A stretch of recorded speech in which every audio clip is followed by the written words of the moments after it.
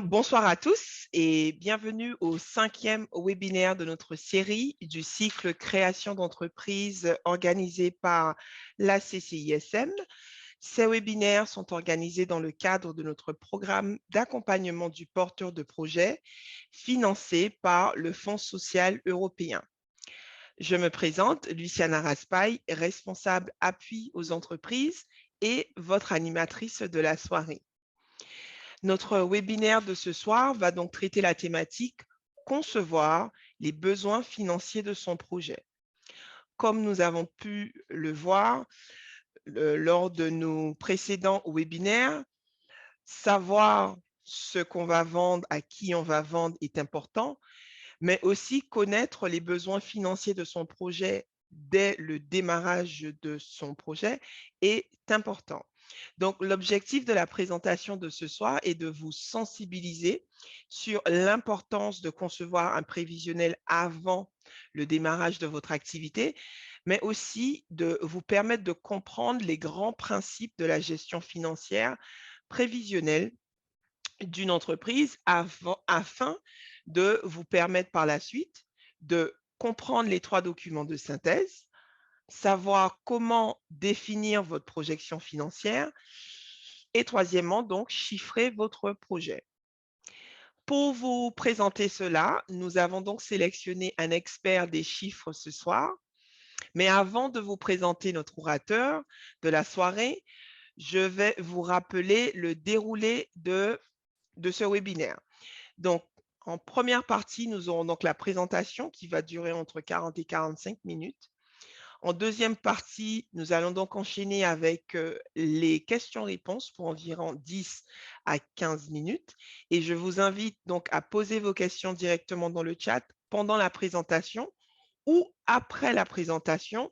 Si vous souhaitez donc poser directement votre question à notre intervenant, vous aurez donc la possibilité de le faire après la présentation. Il suffira simplement de lever votre main avec l'emoji réservé à cet effet.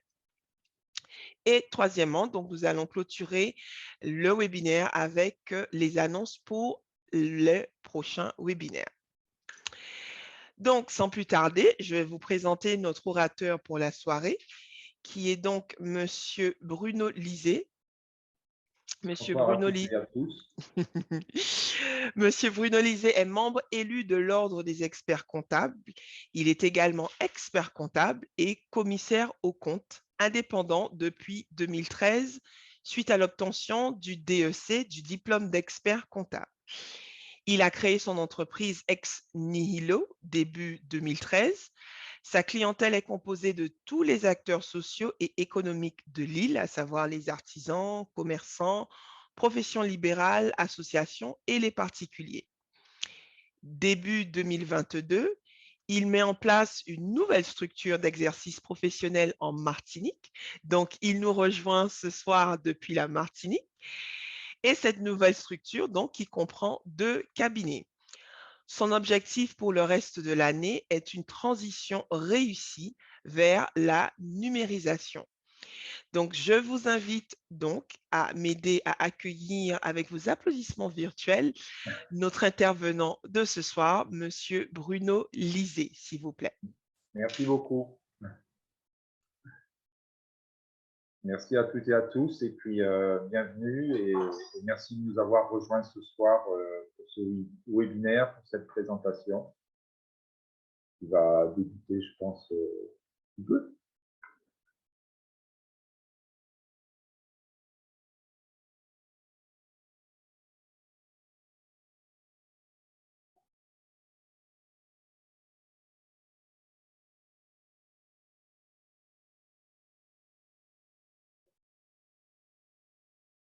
Madame Raspail, on attend encore un petit peu qu'il y ait d'autres personnes qui se connectent ou on démarre? Je vous entends pas. Désolée. Non, on peut commencer et puis ils vont nous rejoindre dans le courant de la présentation. Très bien, je vous remercie. Donc, nous allons faire cette présentation au moyen d'un PowerPoint, donc de différents slides. Voilà, donc partage mon écran. Je vais me confirmer que vous le voyez bien. Donc, pour l'instant, on voit votre écran, mais pas la présentation.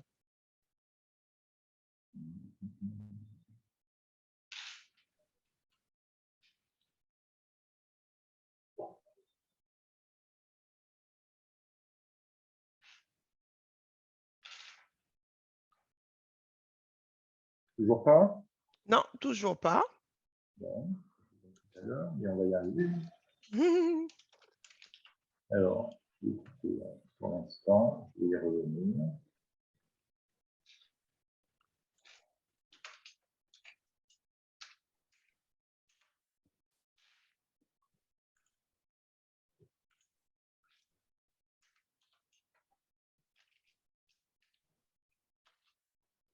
Voilà, là, c'est bon.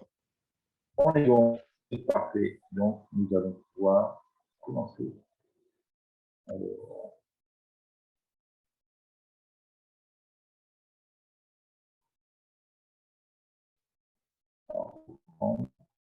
non, je vais agrandir. Et je veux juste arriver au contrôle. Il y a pour moi. Et voilà. Et c'est parti. Donc, je pense que vous devez avoir le premier slide du PowerPoint en grand écran. Donc, je pense que c'est bon. Voilà. Donc, pour reprendre donc, ce qui a été évoqué au début, donc le but de ce webinaire, c'est de concevoir les besoins financiers de son projet. Donc, comme Madame Raspail a dit, vous avez peut-être participé au webinaire précédent dans la mise en place de votre projet. Et donc, l'objectif du webinaire de ce soir, voilà.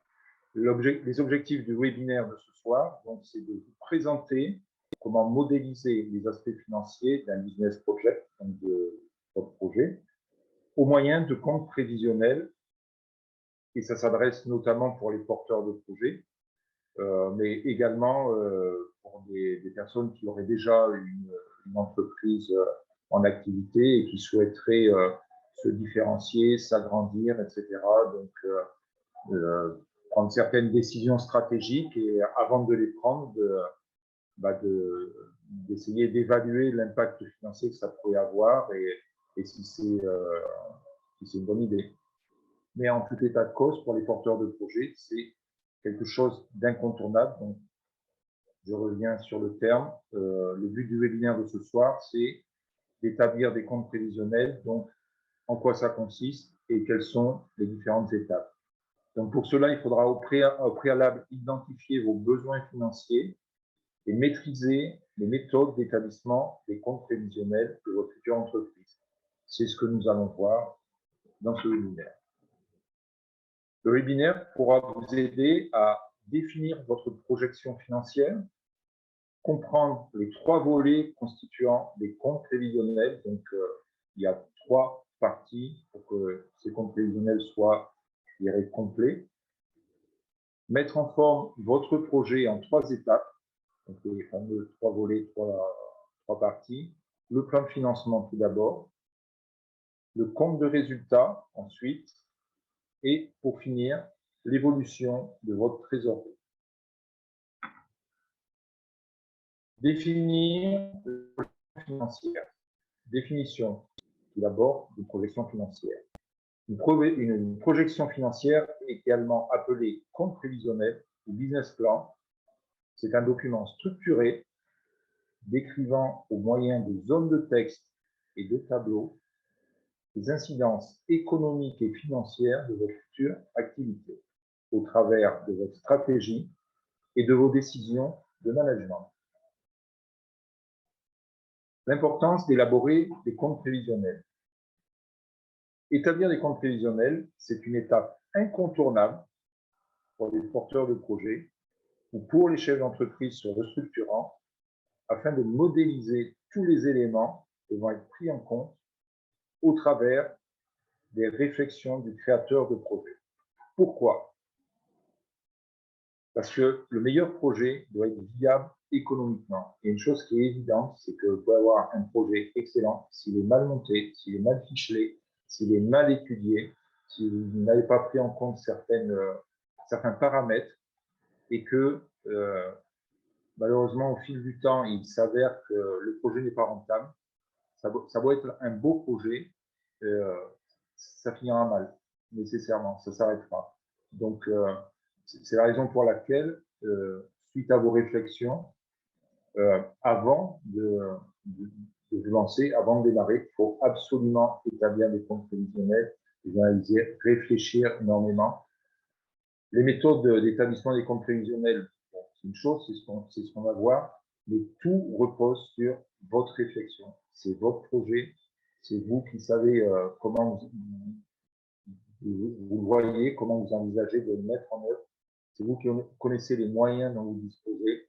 Vous avez étudié à côté le marché, etc. Mais il faut, avant toute chose, mettre tout ça à plat et savoir si dans le temps, le projet est durable.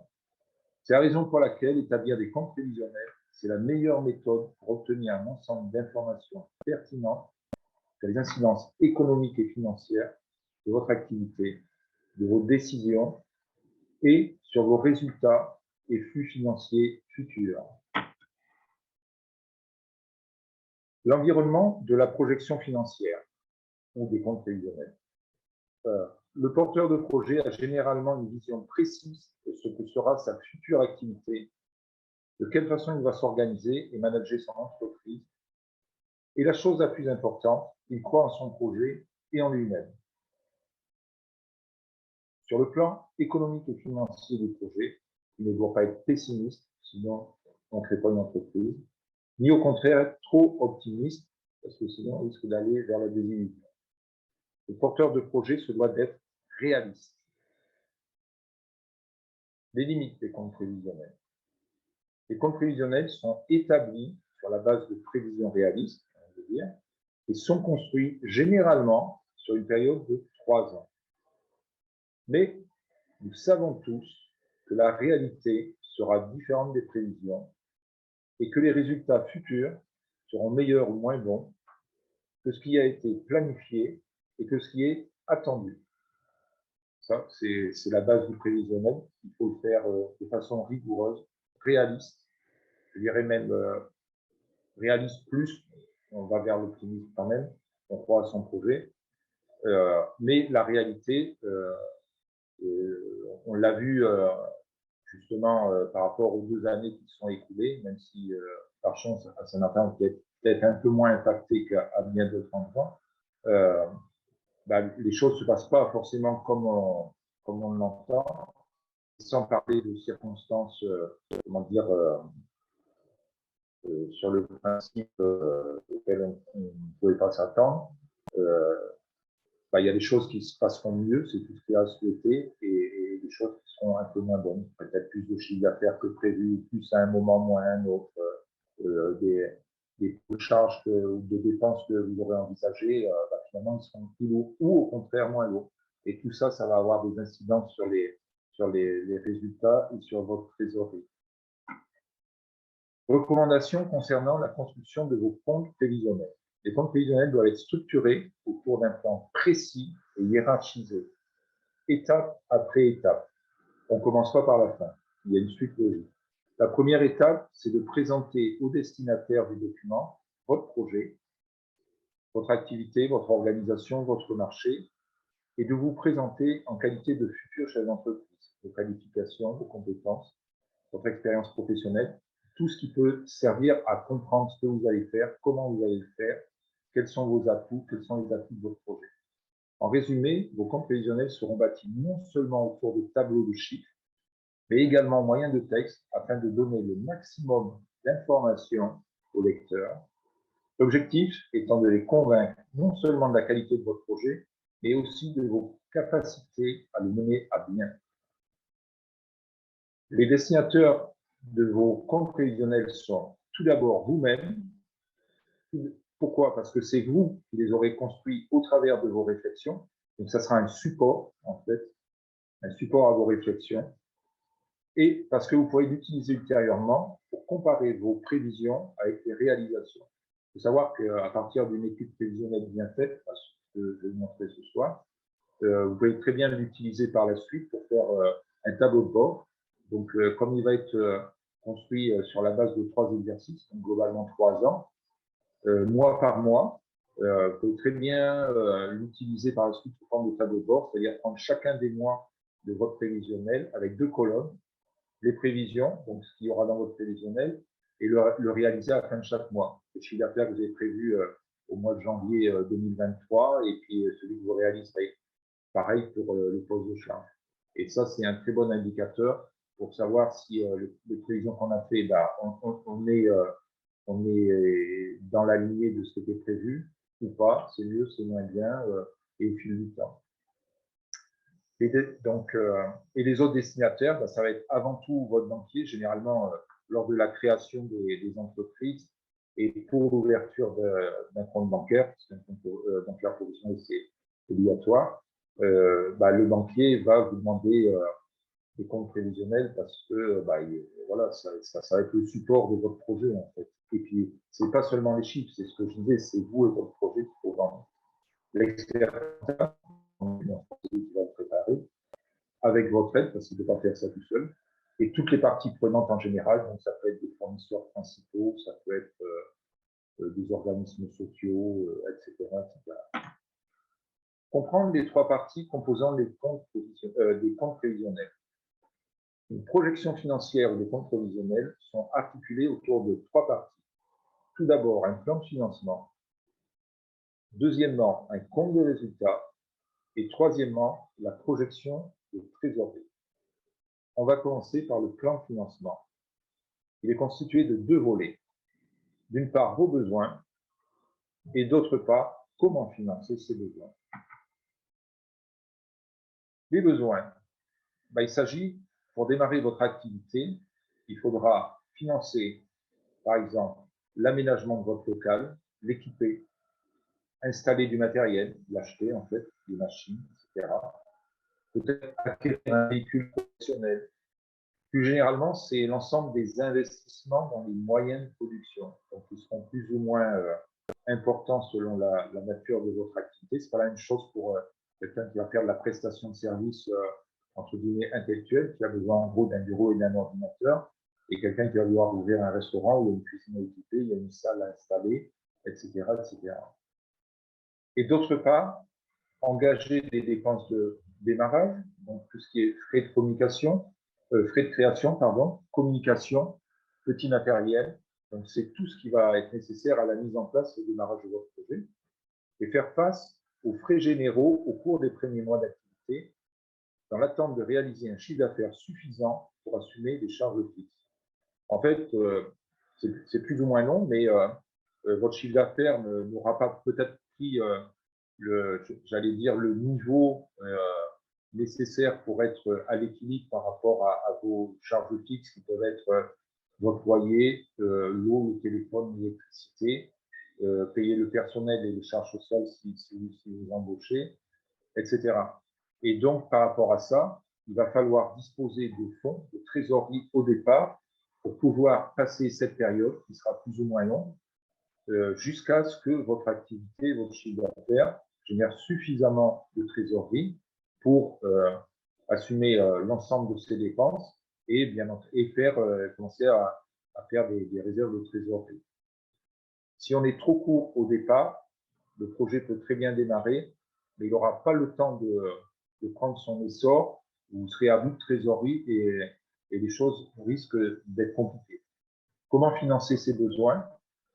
Le financement des besoins est généralement assuré au moyen de, tout d'abord, vos apports personnels ou ceux des associés, si c'est une société où vous êtes plusieurs, de la famille, peut-être d'amis qui sont prêts à vous aider, à vous prêter ou vous donner quelques fonds pour vous aider.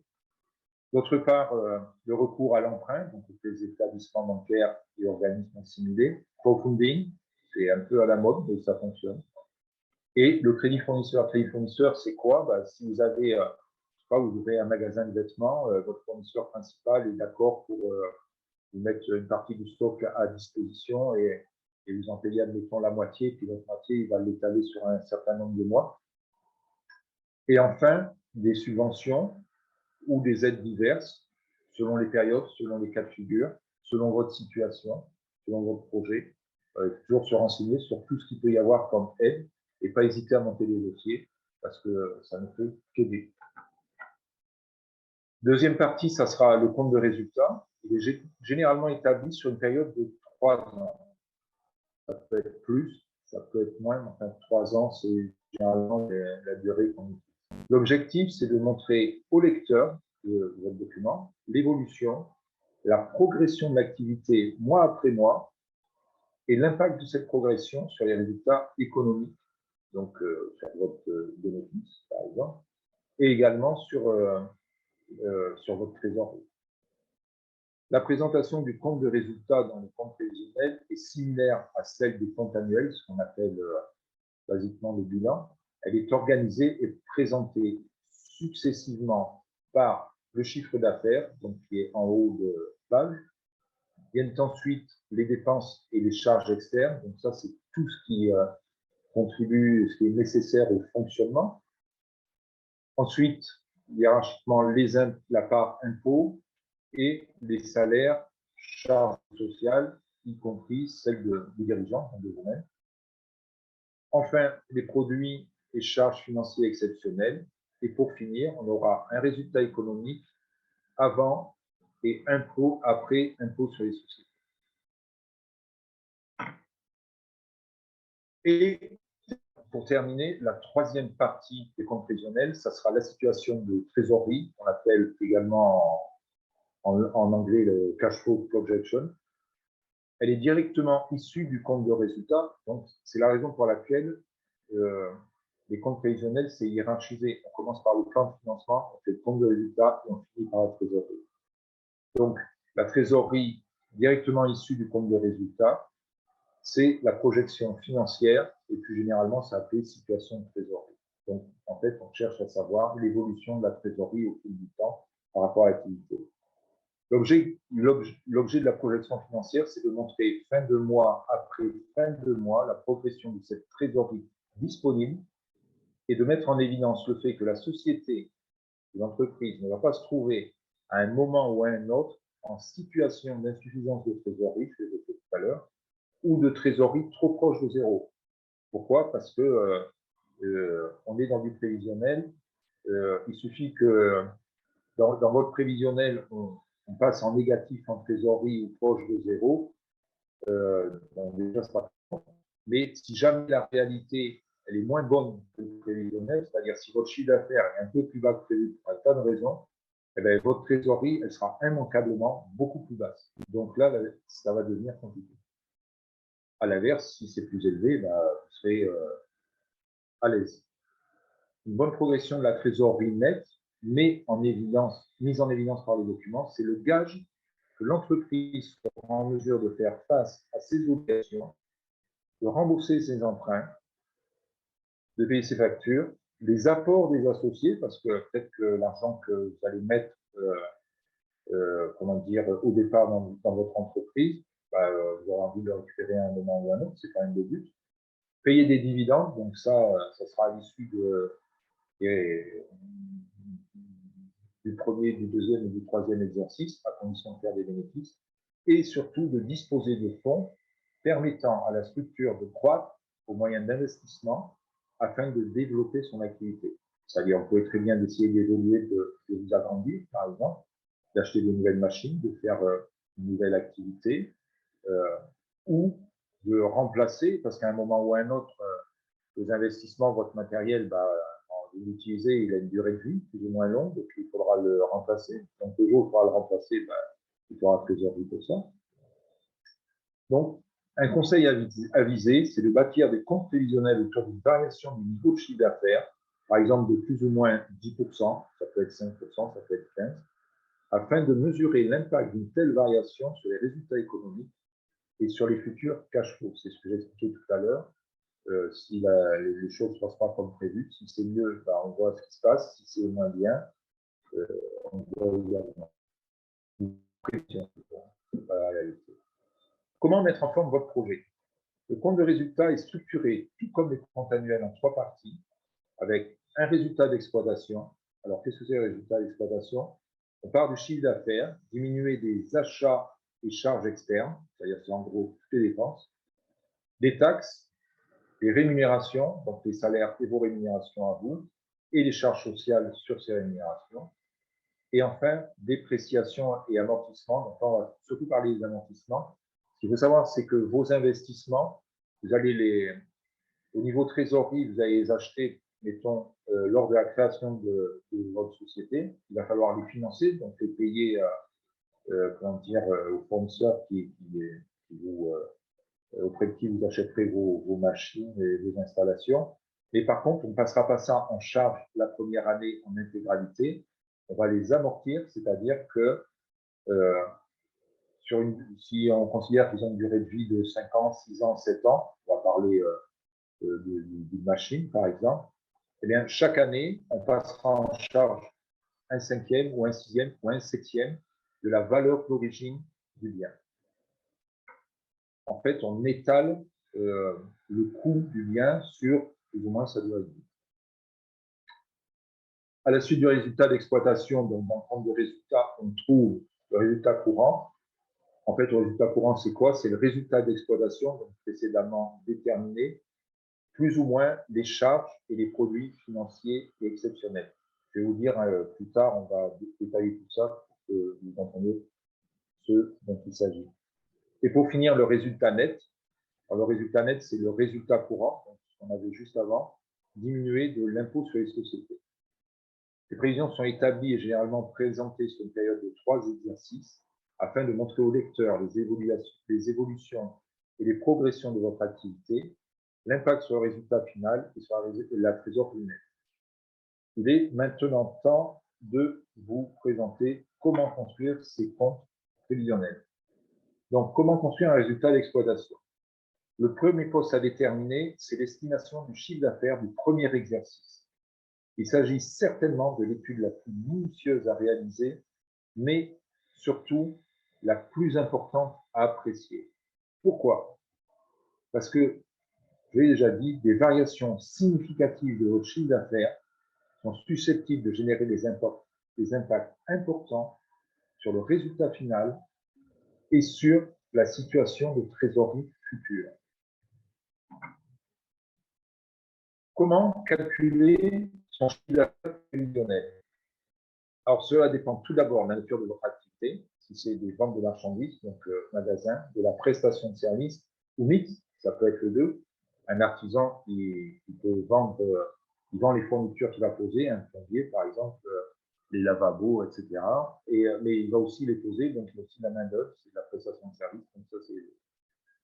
La méthode que je recommande, c'est de diviser la première année en période de base. Pourquoi? Parce que comment déterminer un chiffre d'affaires annuel? Pas du tout évident. Donc, période de base, c'est quoi? Ben, ça peut être ça peut être le mois, ça peut être la semaine, ou pourquoi pas le jour, afin de déterminer un chiffre d'affaires de base qui servira de référence. Alors, je vais citer 2 exemples. Un restaurant, combien de repas par jour à quel ticket moyen? Donc, je dis que je vais faire 30 repas par jour, je vais avoir 30 couverts à 25 €. Ben voilà, mon chiffre d'affaires journalier, ça va être 750. Ben pour la semaine, je vais être ouvert 6 jours par semaine, donc 6 fois 750. Et il y a 52 semaines dans le mois, moins 3 ou 4 parce que je vais peut-être prendre des congés, parce que je vais peut-être être fermé à un moment. Et voilà, j'aurai mon chiffre d'affaires annuel. Une fois, alors pour un artisan, combien d'heures facturées par jour à quel taux? Je vais travailler, on va être raisonnable, on va dire 6 heures par jour au départ, et je vais les facturer 50 € de l'heure, ou 60 € ou 40 €. Voilà, j'ai mon chiffre d'affaires journalier, je travaille 5 jours par semaine, et j'aurai mon chiffre d'affaires hebdomadaire, et de là le mois et l'année. Une fois déterminé ce chiffre d'affaires de base, il sera facile de le consolider en chiffre d'affaires mensuel puis annuel. C'est ce que je viens de dire. Vous aurez ainsi déterminé un chiffre d'affaires prévisionnel pour votre premier exercice. Mais vous avez également à estimer la progression au cours de cette première année. Pourquoi? Parce que vous allez être en période de lancement. Donc, il y a 2 choses à prendre en compte. c'est le temps que vous soyez connu, votre commerce ou votre activité, et que vous ayez davantage de clients. Et par rapport à ça, que votre chiffre d'affaires augmente et peut-être se stabilise à un certain niveau. Et également l'impact de la saisonnalité de l'activité. Donc ça, c'est surtout pour tout ce qui est touristique, parce que on sait bien que pendant les mois de saison, le chiffre d'affaires sera beaucoup plus fort que hors saison. Donc sur votre première année, et tout dépend quand est-ce que vous commencez. Une activité saisonnière, si vous commencez au mois de novembre, vous allez tout de suite attaquer dans la saison. Si vous commencez comme maintenant au mois de mai, on sait qu'on va vers un moment un peu plus calme. Il y a la période cyclonique et ça va repartir en octobre, novembre l'année prochaine. Donc, les premiers mois d'activité, vous ne ferez pas du tout le même chiffre d'affaires selon à quel moment vous débutez, par exemple, pour ce type d'activité, ce qui n'est pas nécessairement fait pour autre chose. Voilà, et je vous donne d'autres critères tels que votre renommée, donc c'est le temps que vous soyez connu, donc ça c'est plus pour la prestation de service. Et j'ai marqué, n'oubliez pas de déduire les périodes de fermeture et de congé, parce que si vous faites sur 52 semaines dans l'année et que en fait vous allez réellement fonctionner 48 semaines ou 44 semaines, je ne sais pas, le chiffre d'affaires annuel, ça va être le même. Par contre, vos frais fixes, si vous avez un loyer à payer, il y a 12 mois à payer quand même. Voilà. Comment construire voilà, après avoir déterminé le chiffre d'affaires du premier exercice, il faudra le décliner pour les 2 exercices suivants. Alors là, c'est plus simple. Généralement, on part de la base du chiffre d'affaires annuel qu'on a déterminé au titre du premier exercice et on applique un coefficient de progression. C'est-à-dire, on dira, la deuxième année, je pense que j'arriverai à faire 15% de plus parce que je serai connu, etc. Et le second exercice, par rapport au troisième, il y aura peut-être que 10%, et après, on arrivera à un niveau un peu de routine, sauf si, par exemple, je fais de la trésorerie, j'essaie d'investir, je vais prendre un artisan, il démarre avec un camion et un employé, et au bout de 2 ans, il a déjà 2 employés ou 3, il achète un deuxième camion, ça va lui permettre de faire plus de chantiers, et là, son chiffre d'affaires, il va prendre 50% de plus la 4e année, par exemple. Donc, comme je le dis, un projet et un autre, c'est pas le même. En bas, un petit tableau.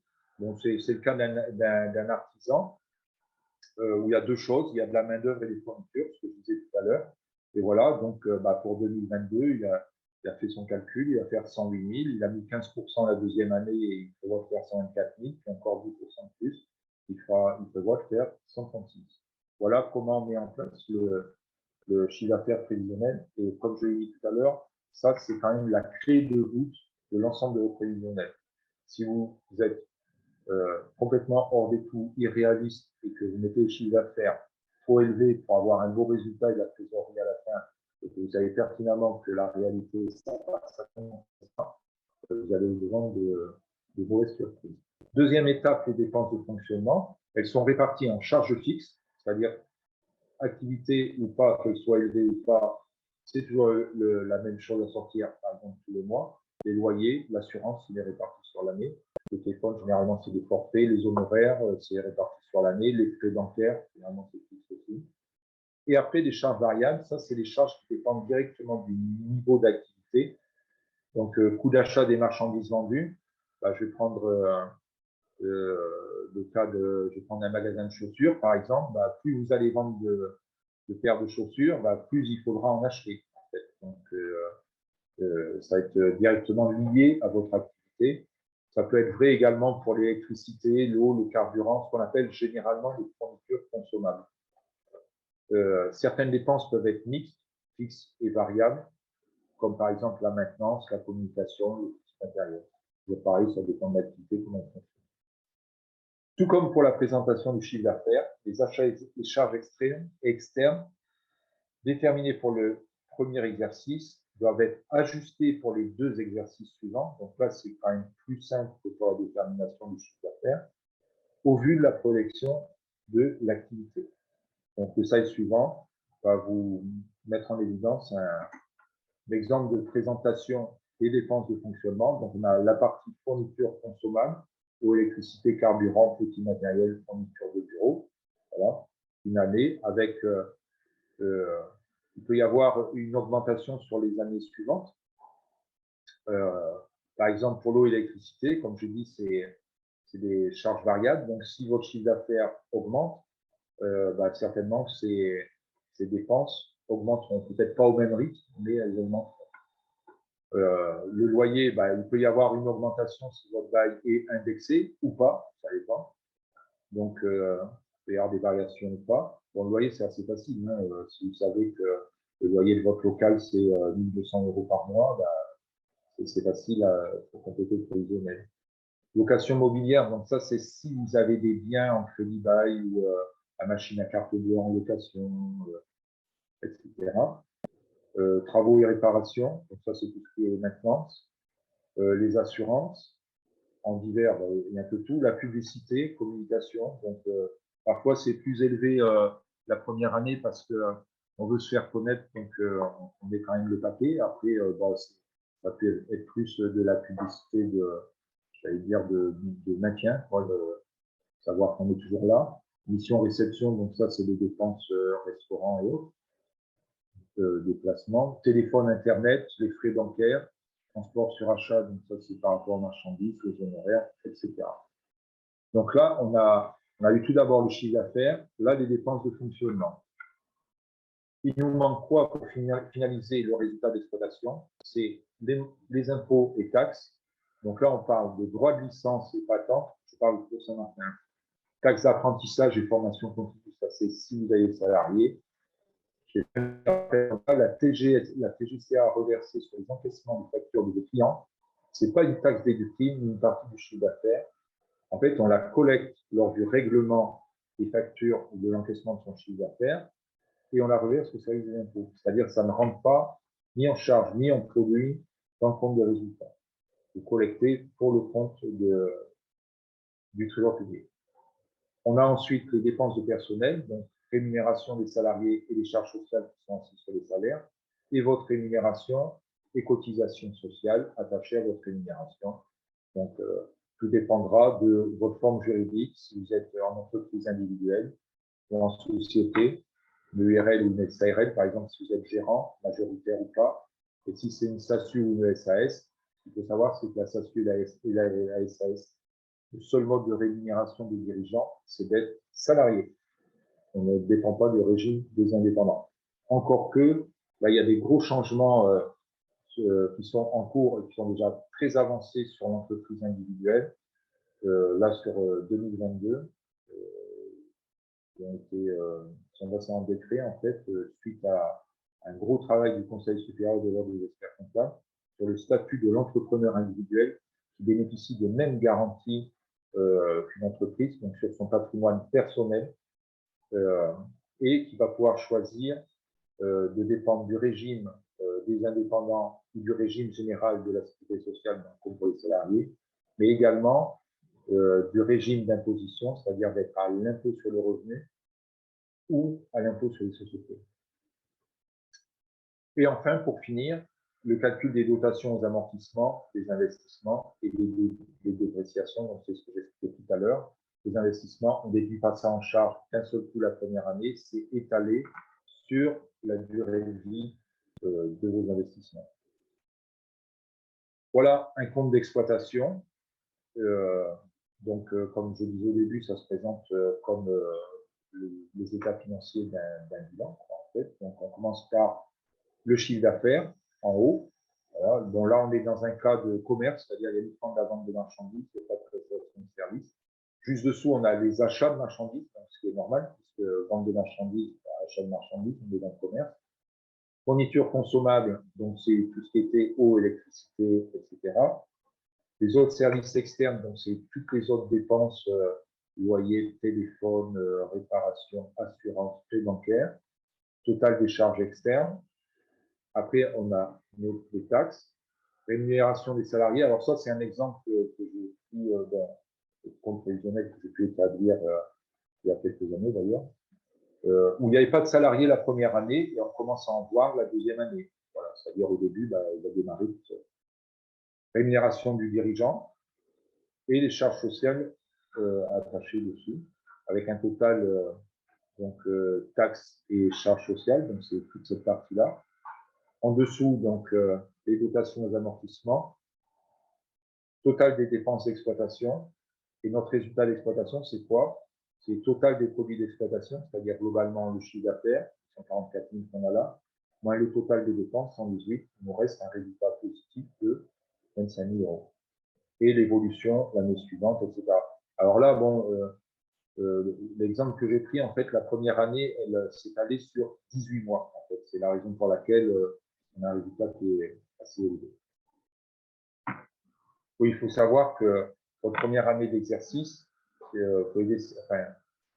selon la date de clôture de l'exercice que vous déciderez, si on prend par exemple le 31 décembre, on est au mois de mai, admettons que vous démarrez votre entreprise le 1er juin, vous pouvez très bien décider que votre premier exercice sera clôturé au 31 décembre 2022, donc on aura un premier exercice de 7 mois, et le deuxième aura 12 mois et les autres après 12 mois. Vous pouvez très bien dire, je ne fais pas de clôture au 31 décembre 2022, je fais au 31 décembre 2023, c'est autorisé.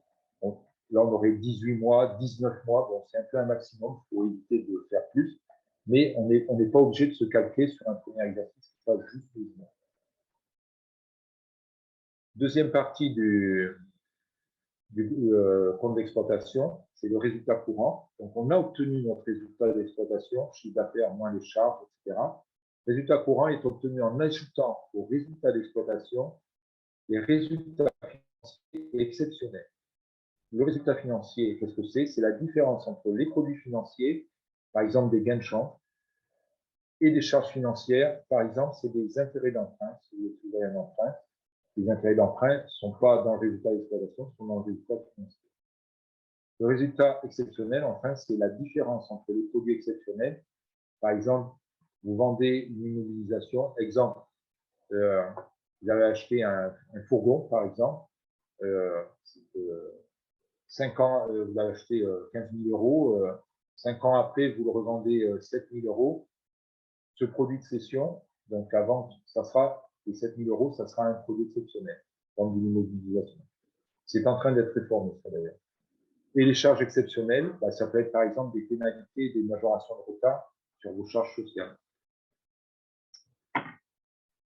Comment construire enfin le résultat net? Le résultat net, c'est le résultat courant, donc celui qu'on a déterminé juste avant, diminué des impôts sur les sociétés. Alors les impôts sur les sociétés, c'est votre résultat est bénéficiaire, et tout dépend de la forme juridique de votre société et de son assujettissement ou non à ce régime fiscal. Par exemple, une entreprise individuelle ou des sociétés unipersonnelles, donc l'EURL ou la SASU, ne sont pas assujetties à l'impôt sur les sociétés, donc de plein droit, elles sont à l'impôt sur le revenu. Ça signifie que votre bénéfice ou votre déficit, c'est ce que vous déclarez sur votre déclaration de revenus personnelle. Ce n'est pas votre société ou votre entreprise qui payera l'impôt. Ou alors, à part de faire une option pour ce qui est des EURL ou des SASU et d'opter pour l'impôt sur les sociétés. Alors ça, je vous invite vivement quand même à prendre conseil auprès d'une personne compétente, donc expert comptable, juriste, fiscaliste, etc., pour choisir à la fois déterminer votre forme juridique, mais également le régime fiscal qui sera le plus, semblerait être le plus intéressant pour vous, en fonction de votre entreprise, en fonction de vous-même, en fonction de votre situation familiale, de votre âge, etc., etc., etc. C'est ce que je marque en dessous, la faculté d'exercer ces options relève d'une décision stratégique d'optimisation fiscale, mais sociale également, qui est venant prendre conseil pour optimiser ce régime fiscal. Juste pour information, le taux d'impôt sur les sociétés applicable à Saint-Martin est de 10% jusqu'à 40 000 euros de bénéfice, c'est 15% ailleurs en France, et 20% au-dessus de 40 000 euros, c'est 25% ailleurs en France. Voilà un ensemble de présentations de comptes prévisionnels sur 3 ans, où on retrouve toute la première partie qu'on avait tout à l'heure, jusqu'au résultat d'exploitation. Donc ça, c'est le plus gros morceau, en fait. Après, on avait des charges financières, des produits financiers. Bon, dans ces comptes-là, on n'avait pas de produits ou ou de charges exceptionnelles. On obtient donc un résultat courant, c'est la différence, la somme ou la différence entre mon résultat d'exploitation plus ou moins charges financières exceptionnelles. Et comme c'était une société soumise à l'IS, bon là on voit que c'est 10% en fait du résultat courant, et on obtient au final le résultat net. Si on était à l'impôt sur les revenus, notre résultat courant serait égal au résultat net, parce qu'on n'aurait pas d'IS. Et on passe au troisième volet des comptes prévisionnels, c'est comment modéliser sa situation de trésorerie. Alors la troisième et dernière partie des comptes prévisionnels, c'est la présentation de l'évolution des cash flows de la trésorerie durant la période. On démarre avec la trésorerie de démarrage qui va être vos apports personnels, ceux de vos familles, amis, etc., le déblocage des emprunts, les aides dont vous pourrez bénéficier, aides financières, et les subventions éventuelles. Diminuer du règlement des premières dépenses, par exemple la caution, le premier mois de loyer de votre magasin, les dépenses d'installation, les petits travaux, les premiers achats auprès de vos fournisseurs pour votre stock de départ. Donc, pour financer tout ça, il faut évaluer, en fait, dans votre plan de financement,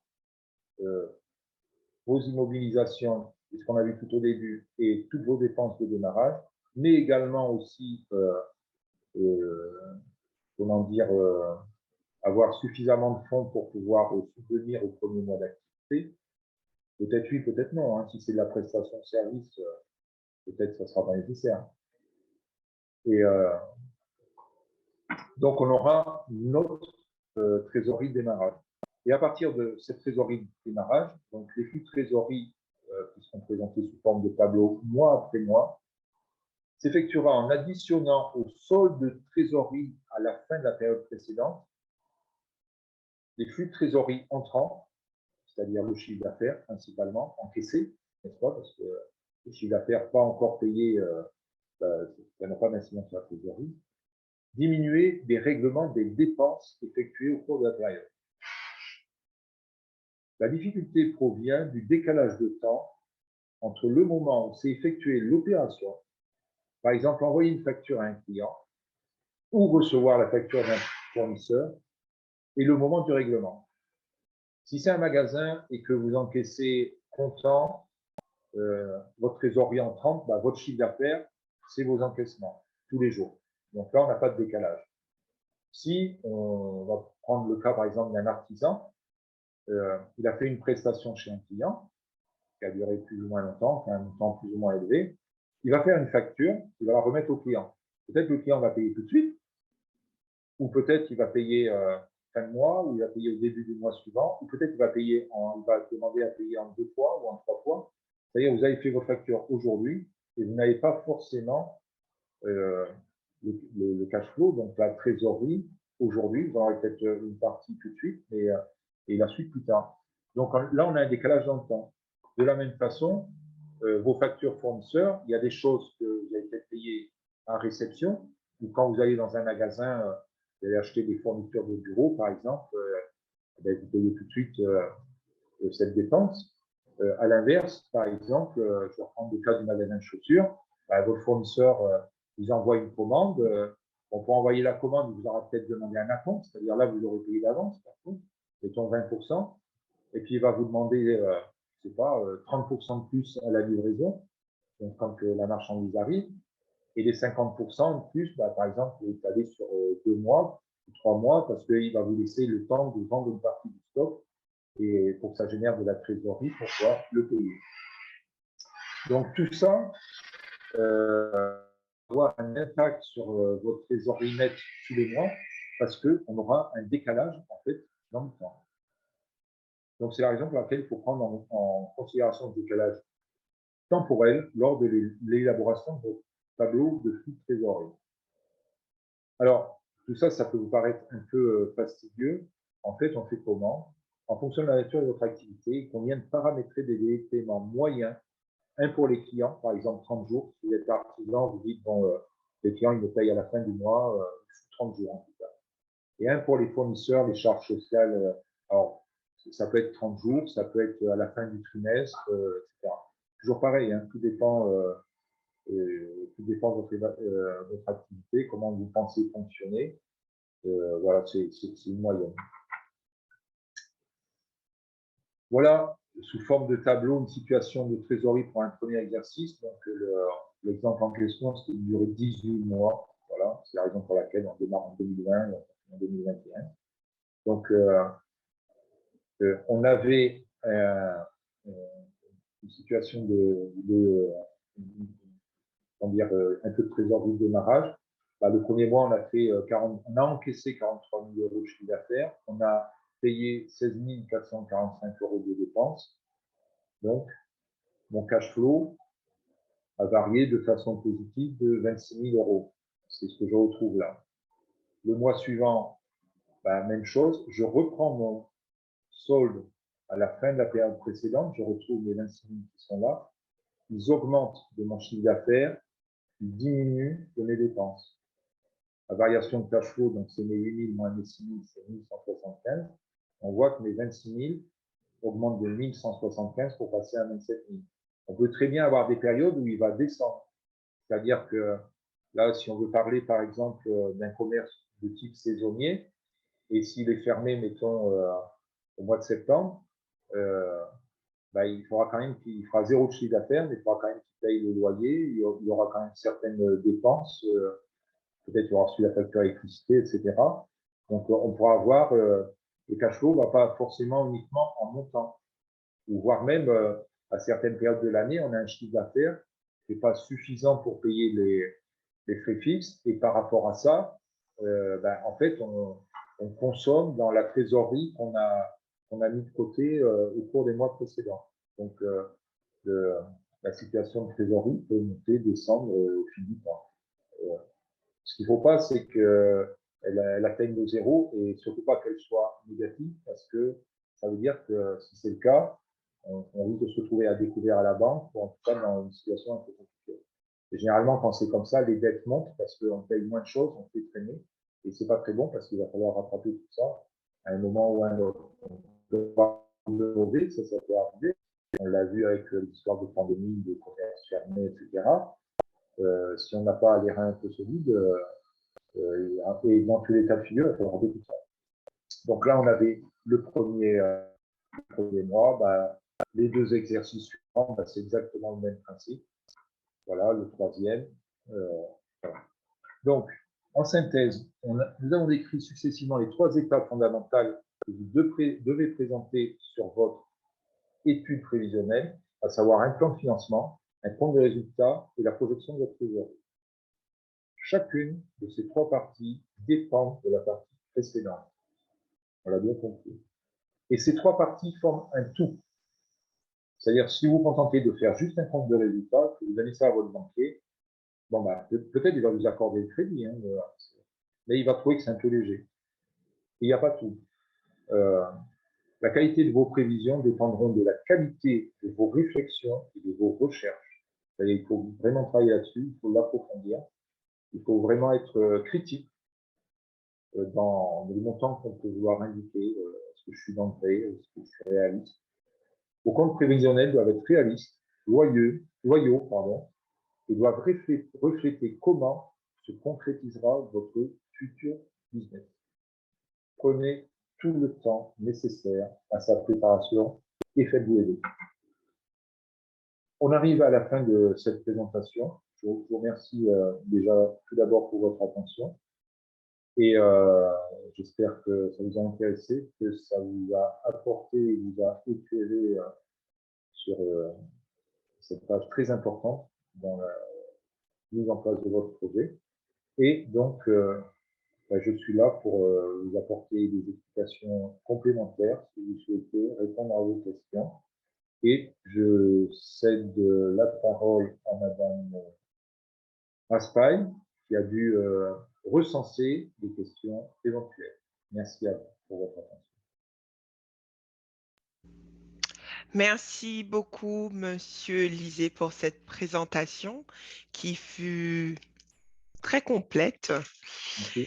Et j'espère que les participants ont pu donc, en tout cas, retenir les informations que vous avez pu présenter et comprendre l'importance justement de travailler, de prendre le temps et de travailler sur ce document, puisque ces documents, en tout cas les 3 documents de synthèse que vous avez présentés, sont nécessaires justement pour avoir une bonne visibilité de son activité.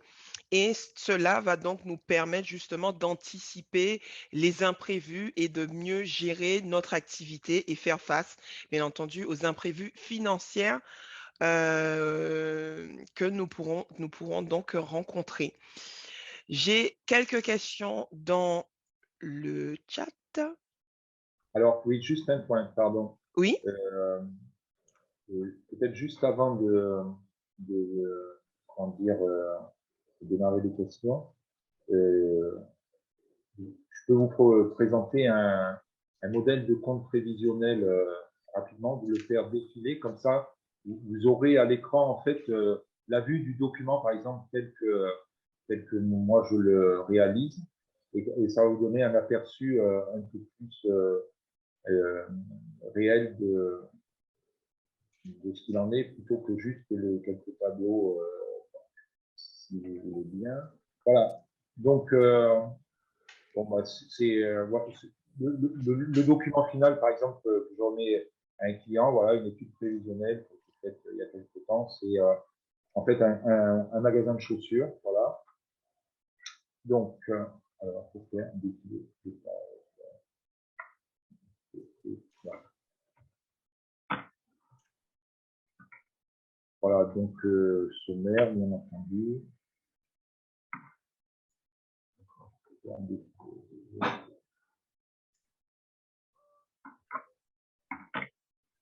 Voilà, il y a toujours en introduction une note d'expert comptable, c'est l'expert comptable qui le fait, il explique ce qu'il a fait, c'est-à-dire c'est des comptes prévisionnels, il donne son opinion sur, nous n'avons pas d'observation à formuler sur la traduction de chiffres, etc.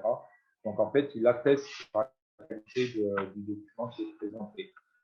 Présentation du projet, quand je parlais des zones de texte, présentation du projet, voilà, la personne envisage de créer un magasin de chaussures, le porteur de projet, c'est la structure juridique, ça va être une SASU, assujettie à l'impôt sur les sociétés. Voilà, description, situation personnelle. Donc, on n'est pas obligé de mettre tout ça. Tout dépend ce qu'on veut. Tout dépend ce qu'on veut que le lecteur sache, etc. Là, elle a même déroulé l'ensemble de son CV, ses études, etc. C'est quelque chose qui était très complet. Après, le projet, donc la genèse, qu'est-ce que c'est commerce de détail de chaussures, etc. Les faits marquants, donc elle a été gérante ou manager de commerce en méchant, son environnement personnel, le nom de l'entreprise. Voilà, c'est pas uniquement des tableaux. Plus vous donnez en fait, il faut donner des informations pour vous vendre et vendre votre projet. Je parle surtout quand c'est destiné à un banquier, parce que c'est quand même lui qui vous ouvrira le compte et vous octroiera un crédit si vous en avez besoin. Alors, ce que vous allez faire, l'étude de marché si vous en avez fait une, la concurrence, la réglementation, les fournisseurs que vous allez avoir recours, communication, prospection, les clients potentiels. C'est pas exhaustif, hein, on peut mettre d'autres choses, plus, moins, etc. Gestion administrative, qui va le faire, la banque à qui je vais m'adresser, les conseils, bah, j'ai un juriste, j'ai un expert comptable, un avocat, etc. Et après, on démarre les données chiffrées, donc ma situation, les investissements, donc là, il n'y en avait pas énormément, comment ça va être financé par un apport personnel et un prêt bancaire, 25 000 euros. Les aides, je vais demander une aide à l'initiative Saint-Martin. Et après, bah, le chiffre d'affaires, voilà, les stocks, le fameux tableau charge externe, ce qu'on voyait tout à l'heure. Et on rentre dans le cœur du prévisionnel. Donc, les investissements, ils peuvent être listés, hein, ils peuvent être détaillés. Voilà, une enseigne, du matériel informatique, machine à carte, etc. Après, comment je finance mes investissements? Apport en capital, apport en compte courant, et je vais faire un emprunt, je vais demander un emprunt de 25 000 euros. Après, un petit camembert pour l'analyse de l'activité. Donc, on trouve le chiffre d'affaires, la marge et le résultat. Les frais généraux, prévisionnels, donc la partie consommable, la partie service extérieur, on a dit tout à l'heure, les salaires, charges sociales, celles du dirigeant, celles des employés, les impôts et taxes, les tailles des amortissements, et enfin le compte de résultats prévisionnels. On voit que tout est lié, toutes les choses descendent des unes après les autres. Toujours des petits camemberts, des petits graphiques pour expliquer. Solde intermédiaire de gestion, c'est une présentation un peu différente du compte de résultats, qui donne des indicateurs financiers, la marge, par exemple, ce qu'on appelle la valeur ajoutée, le résultat d'exploitation, résultat courant, résultat d'exercice. Capacité d'autofinancement. Donc là, je ne vais pas rentrer dans le détail pour ne pas faire trop long. Il y a un ensemble de tableaux et d'indicateurs financiers qui résultent directement, bon, on a des outils pour établir ce genre de documents, qui partent tous de la base, c'est-à-dire des renseignements financiers qu'on a pu indiquer, le chiffre d'affaires, le montant des différentes charges, les salaires, etc., et qui sont retravaillés. Ça, c'est important, en fait, surtout pour des banquiers et pour des lecteurs financiers de compte, où ça donne, en fait, voilà, on parle du seuil de rentabilité, qui mettent en évidence la rentabilité du projet. Et ça, le banquier examine tout ça avant de traiter des fonds. Le besoin en fonds de roulement, ce dont je vais avoir besoin pour faire mon activité au quotidien, mon plan de financement, et après on va sur l'état de la trésorerie, bilan prévisionnel, les ratios de structure, et en annexe, on finit toujours avec notre trésorerie et son évolution, parce que ça, pareil, le banquier, c'est quelque chose à regarder. Avec une petite courbe, c'est bien quand ça monte, alors ça peut descendre à certains moments, hein, ça peut faire des vagues. Voilà. Voilà en fait à quoi ressemblent au final les comptes prévisionnels qui sont là quand même relativement développés. On peut faire plus simple hein, selon l'activité et selon ce qu'on veut présenter et ce qu'on veut demander, ou plus étoffé encore.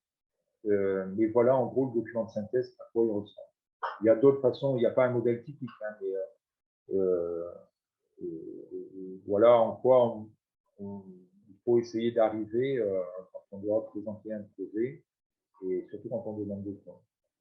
Vous comprenez bien que juste un tableur qui sera juste, hein, si vous partez de votre chiffre d'affaires, il peut être pensé de la même façon. On a le résultat, on a la trésorerie en fin d'année, c'est bon aussi, hein, mais il faut mettre le maximum de chance de votre côté. On peut passer aux questions.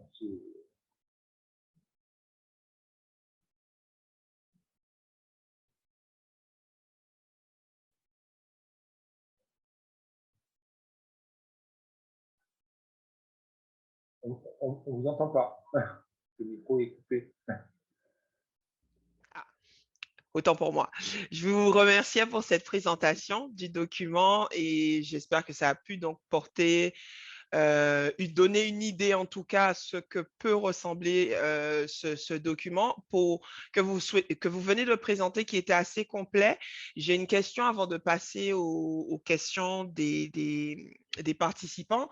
Oui. Le document que vous venez de présenter, est-ce qu'il peut être considéré comme un business plan? Quelque part, il prend quand même l'ensemble des choses parce que il explique le projet déjà d'une part. Quand je dis on peut l'étoffer, par exemple au niveau du chiffre d'affaires, quand vous déterminez votre chiffre d'affaires de façon basique au début, le chiffre d'affaires, par exemple le restaurant, 30 couverts à temps du couvert par jour, vous pouvez vous contenter dans le compte prévisionnel de mettre juste le montant du chiffre d'affaires global de la première année, de la deuxième, etc. Mais si vous, à côté, vous dites, voilà, le chiffre d'affaires, comment je l'ai déterminé? Je suis parti de la base de 30 couverts par jour à tel taux. Donc là, on rentre quand même aussi dans le business plan. On voit que c'est réfléchi, c'est calculé. Le business plan, c'est aussi, j'allais dire surtout au départ, toute la partie plan de financement, c'est-à-dire pour le montage du projet et le démarrage de l'activité, les fonds dont il y a besoin pour démarrer, se mettre en place, démarrer l'activité et passer les premiers mois, et de quelle façon on va financer ça, et de quelle façon, surtout, on va être en mesure de rembourser toutes ces sommes de départ, notamment quand il y a des emprunts. Donc, on est dans le business plan. Là. Et, en fait, il y a l'ensemble des, comment dire, des composantes qui en font partie. On peut l'étoffer davantage, on peut rajouter des choses. Après, par exemple, dans le business, un business plan, par exemple, on va avoir une étude de marché, on va avoir toute une partie étude de marché qui peut faire des fois 10 pages, 20 pages, 50 pages.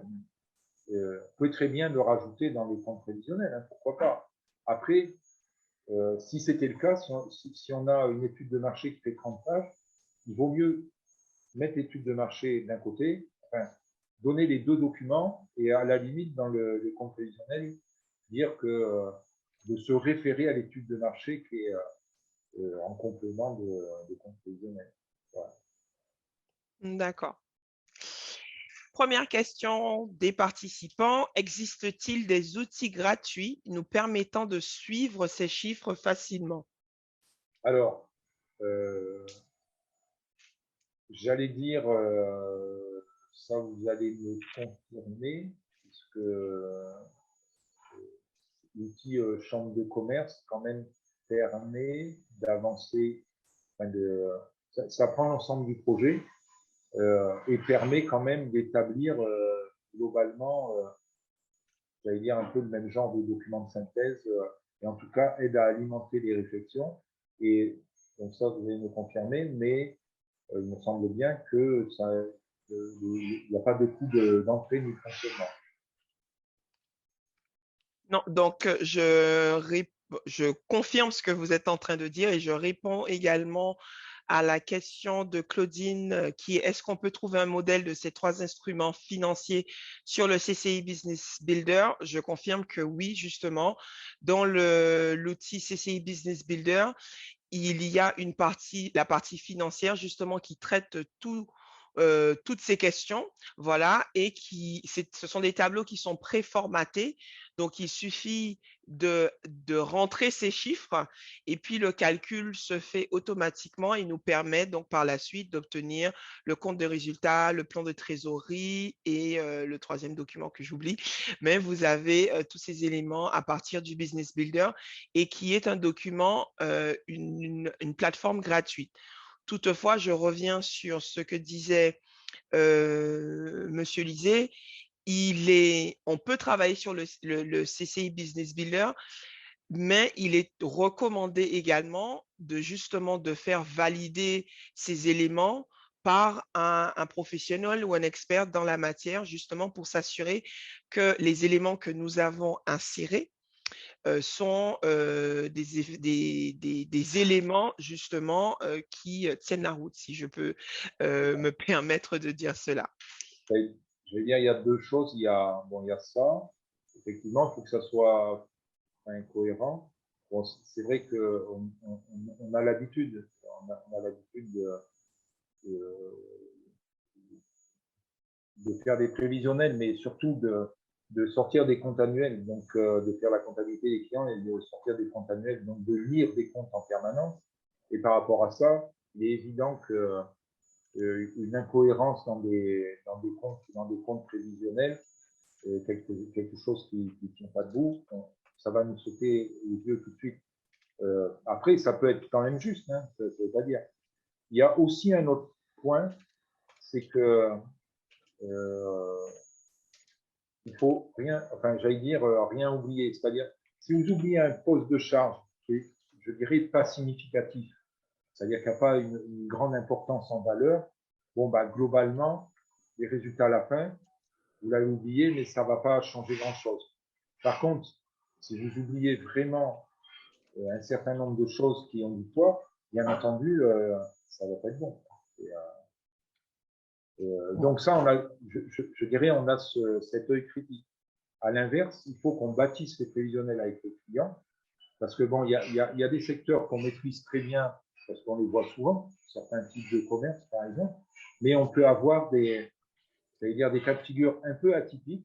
On ne sait pas comment ça fonctionne, on ne sait pas exactement ce qu'ils vont faire, et on ne sait pas ce que ça va mettre en œuvre non plus. Et là, par contre, ça va être le porteur de projet qui le sait. Et il va nous aider à le faire. On a besoin de travailler ensemble.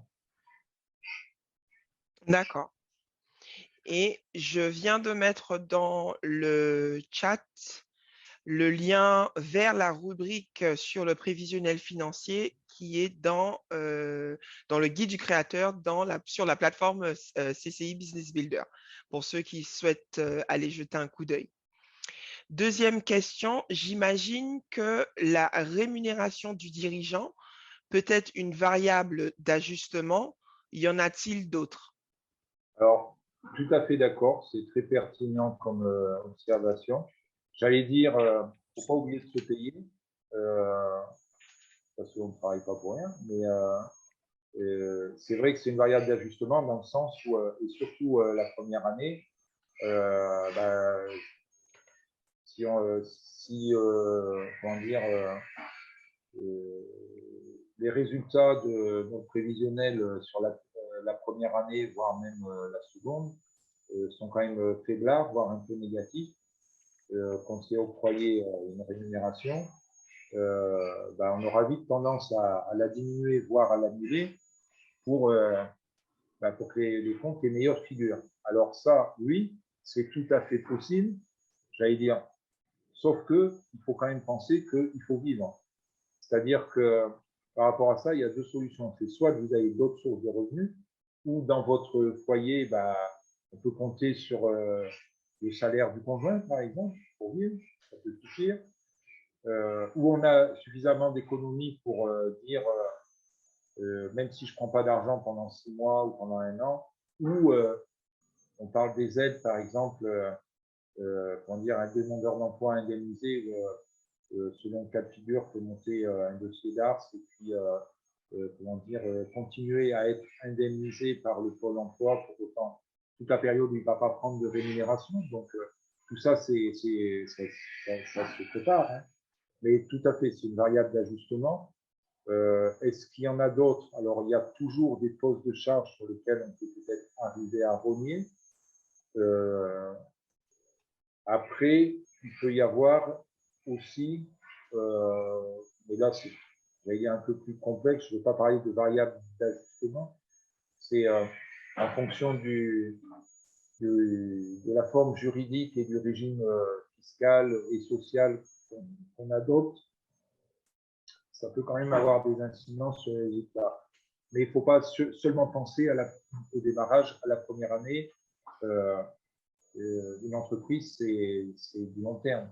Donc, adopter une structure juridique qui pourrait aider au début, mais qui ne serait pas cohérente quand l'activité prendra son essor et devoir changer de forme juridique, ça peut se faire, ça se fait. Mais tout ça, ça va engendrer des coûts, etc. Donc, c'est pas forcément évident. Voilà. Donc, mais oui, la première variable d'ajustement, c'est effectivement sa rémunération. C'est bien calculer aussi de quelle façon on a recours à du personnel et bien savoir gérer ses embauches, éventuellement profiter de contrats aidés aussi, parce que ça change les choses. Donc, D'accord. Je vais poser une question par rapport à la rémunération du dirigeant. Donc, aujourd'hui, on a énormément d'entreprises de très petites, de TPE, et donc qui s'immatriculent soit en micro-entreprise ou soit en entreprise individuelle. ouais, Souvent, donc, cette activité est leur activité principale. ouais. Comment elles font donc pour dégager ou se compenser, et comment elles vont matérialiser cette rémunération dans le prévisionnel financier? Alors, ce qu'il faut savoir, c'est que si on prend le cas de l'entreprise individuelle, qui est, j'aurais tendance à dire maintenant qui était, mais on va dire toujours qui est, assujetti à l'impôt sur le revenu. Alors, fiscalement parlant, ça fonctionne comment? euh, votre entreprise individuelle, vous allez avoir un résultat comptable. Pour faire simple, votre chiffre d'affaires moins vos charges, moins vos dépenses, égale le résultat. Il n'y a pas d'impôt sur les sociétés, puisque l'entreprise individuelle dépend de plein droit du régime impôt sur le revenu. C'est-à-dire que sur votre déclaration de revenus personnels, celle qu'on est en train de faire là actuellement au mois de mai, vous allez devoir déclarer en bénéfices industriels et commerciaux, si c'est du commerce ou de l'artisanat, votre résultat, qui sera soit un bénéfice, soit un déficit, et vous serez imposé là-dessus, si vous êtes imposable. La rémunération, en fait, elle n'est pas déductible du compte de résultat de l'entrepreneur individuel et il dépend pour le moment du régime des indépendants. C'est-à-dire que, en fait, concrètement, il sort directement sa rémunération de la trésorerie disponible sans avoir besoin de faire ni fiche de salaire, ni écriture comptable qu'il peut y avoir dans les comptes. Ce qu'il faut comprendre par rapport à ça, c'est que pour que ça soit possible, il faut qu'il y ait de la trésorerie. Donc, pour qu'il y ait de la trésorerie, il faut déjà qu'il y ait des résultats, généralement.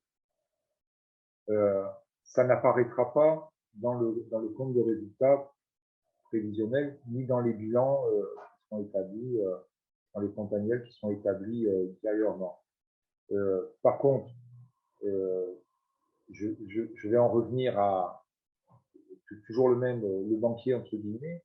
Il va regarder quoi? S'il est en présence d'une entreprise individuelle, il va regarder le compte de résultat. Il va dire, bon, bah tiens, il fait un bénéfice de 15 000 ou de 20 000 ou de 25 000. Et sa trésorerie nette à la fin de l'exercice, c'est combien? Ah bah c'est 30 000.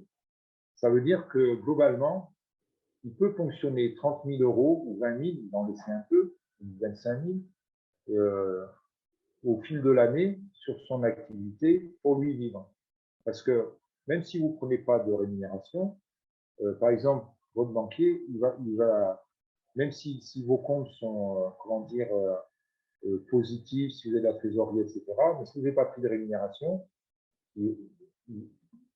pour vous accorder le prêt ou sa confiance, il va vous demander d'une part vos éléments de train de vie, entre guillemets, c'est-à-dire votre foyer, etc., votre situation familiale, et quels sont vos revenus, parce qu'il faut bien vivre. L'entreprise, même si elle est rentable, il faut que vous puissiez vivre tous les jours. Donc, le résultat, la trésorerie, c'est important. Et juste donc pour confirmer par rapport à la question qui était posée, dans le prévisionnel d'une entreprise individuelle, on n'aura pas de ligne de rémunération du dirigeant. Et par contre, c'est le bénéfice qu'il y a à la fin et surtout la trésorerie disponible. Parce que si j'ai du bénéfice mais que je n'ai pas de trésorerie, alors comment ça peut se passer cette situation-là?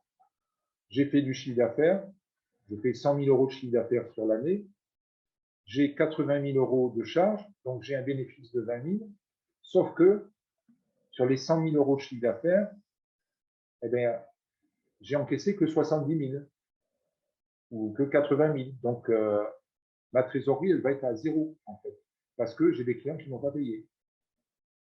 Voilà. Donc, entreprise individuelle, les deux points au niveau de la rémunération, ça n'apparaît pas sur le prévisionnel, mais c'est le résultat net à la fin, donc le bénéfice, et la situation de trésorerie en fin d'exercice. Si on a de la trésorerie, on peut fonctionner. Voilà. D'accord. Donc, si je vous comprends bien, donc c'est pas conseillé de se mettre en entreprise individuelle Ah non, si on n'a pas d'autres moyens d'autres revenus. ah non, non, pas du tout, pas du tout. D'accord.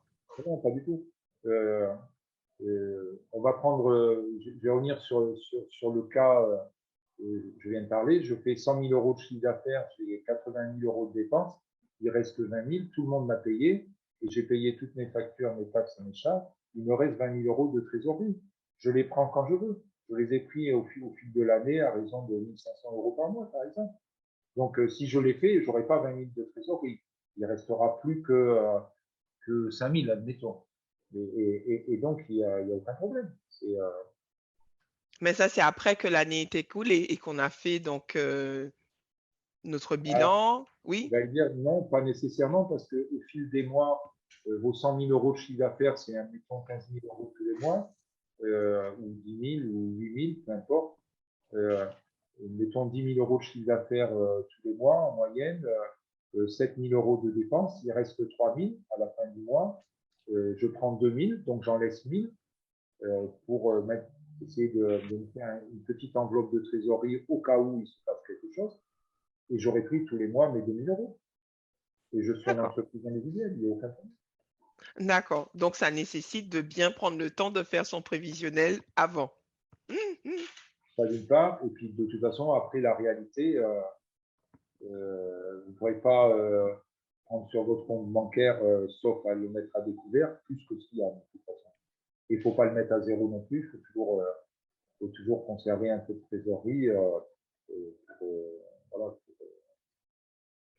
D'accord. D'accord. Question suivante, qui est peut-être une question indiscrète, mais pratique pour nos participants. voilà. Quel est le coût mensuel ou annuel des honoraires d'un comptable expert comptable pour un entrepreneur? Alors, j'allais dire ça. Alors, il n'y a pas de barème entre guillemets. J'allais dire le budget d'honoraires, la proposition qu'on peut faire à un client qui nous sollicite, ça va dépendre de son activité, ça va dépendre, j'allais dire, pour faire simple, du volume de traitement, de documents à traiter. Et donc, on dit on ne vend pas du temps, mais bon, il faut quand même une base de référence du temps que ça va nécessiter. Ça va dépendre aussi de son organisation, parce que le temps de traitement, quelqu'un qui est bien organisé, qui entre guillemets, classe ses papiers, etc., et quelqu'un qui sait le fouillis et proposer 4 fois les mêmes questions et puis on n'a pas toujours les réponses, bien sûr que ça risque d'avoir une incidence sur les honoraires. Après, c'est pareil d'un cabinet à un autre, d'un professionnel à un autre, on n'a pas forcément les mêmes approches et j'allais dire, tout dépend aussi des méthodes qu'on peut utiliser.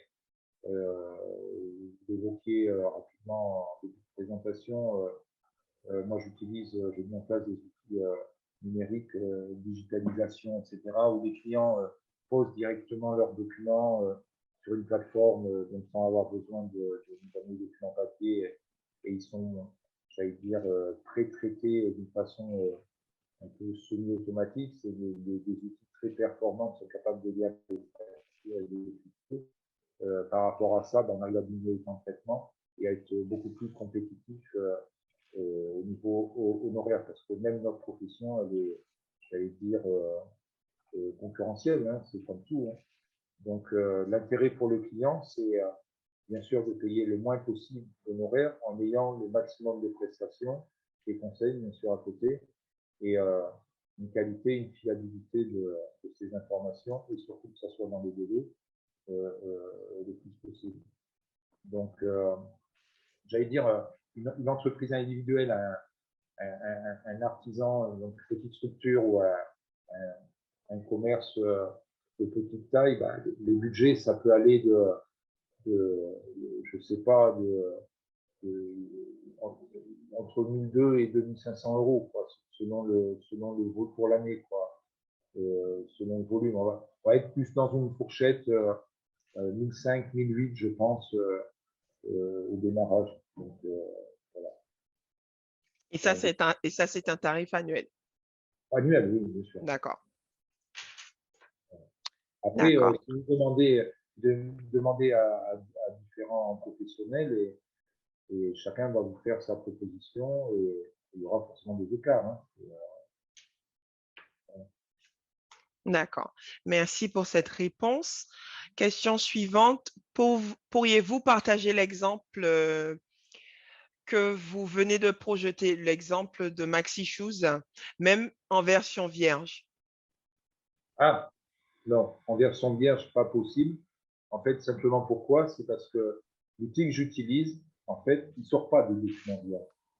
C'est-à-dire que, en gros, je crée le dossier, donc au nom du porteur de projet, et après, on alimente les différents éléments, et à partir de là, ça génère un document. C'est-à-dire, c'est pas, j'allais dire, c'est pas un tableur Excel déjà pré-modélisé où on remplit des cases, en fait. C'est pas comme ça que ça fonctionne. Donc, vierge, non. Après, alors, le document qui sert d'exemple, bon, quelque part, même s'il est basé sur un document que j'ai établi il y a déjà quelques années maintenant, bien sûr, les noms sont changés, les choses sont changées. Donc, D'accord. pourquoi pas, si ça peut aider en tant qu'exemple, pourquoi pas. D'accord. Pour donner un ordre de prix aux participants, un porteur de projet donc, qui souhaite simplement obtenir l'édition de son prévisionnel, quelle est la fourchette de prix justement pour l'édition de ce type de document?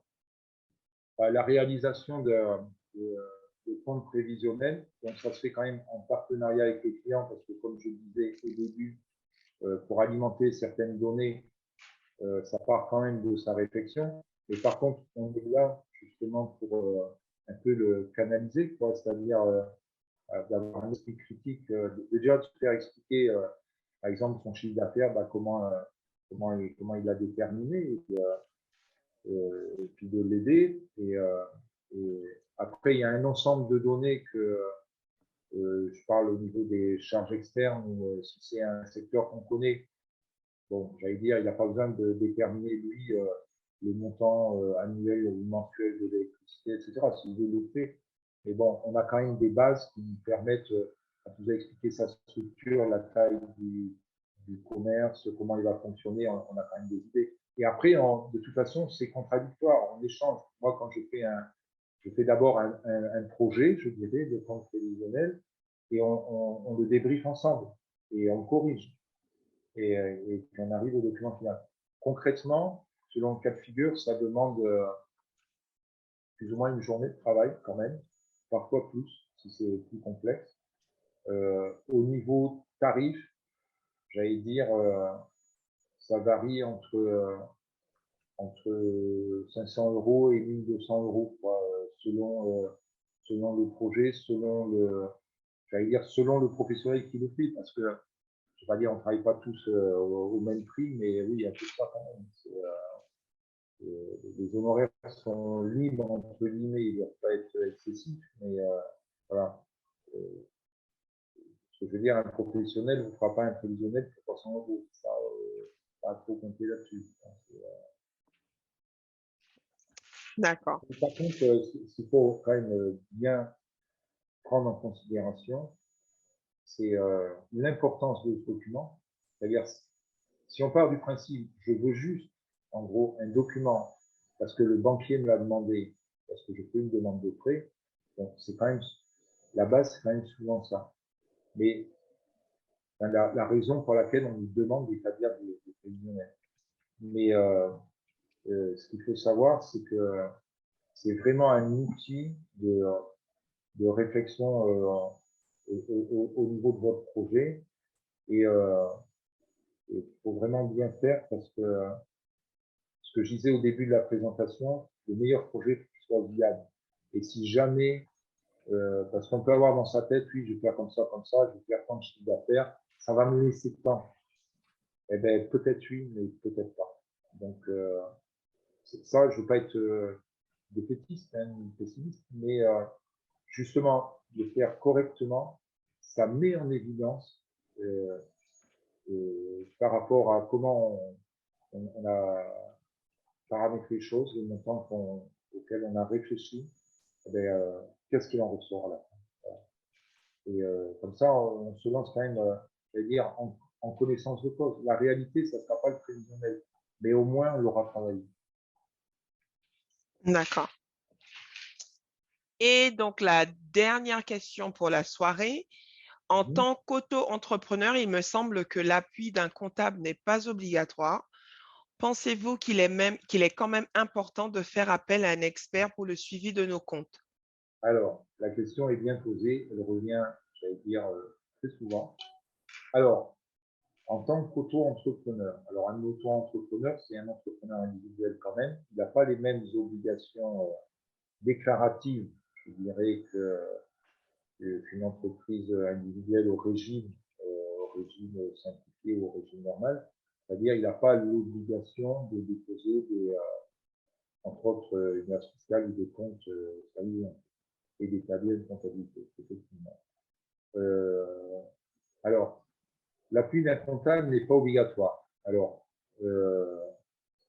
même un entrepreneur individuel, ou même une société, vous, vous pouvez effectuer la tenue de votre comptabilité vous-même, si vous le souhaitêtre, établir vos comptes annuels et les déposer au service des impôts. Il n'y a pas de problème. Il faut juste être capable de le faire.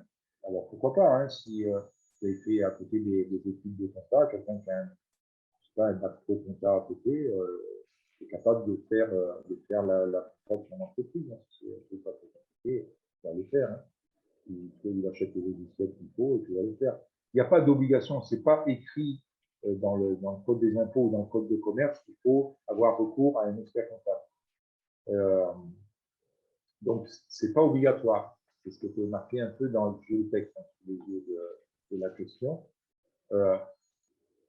Pensez-vous qu'il est quand même important de faire appel à un expert comptable, je suppose, pour le suivi de nos comptes?